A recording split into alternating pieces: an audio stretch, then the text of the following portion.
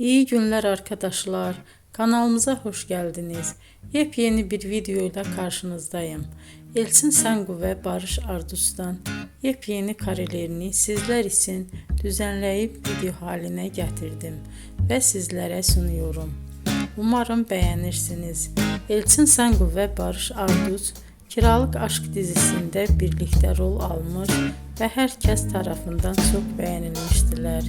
Biz de onların en güzel ve en özel karelerini sizler için hazırladık. Videoların devamını istiyorsanız kanalımıza abone olup sona kadar izlemeyi unutmayın. Hoşça kalın. Bizden bu kadar.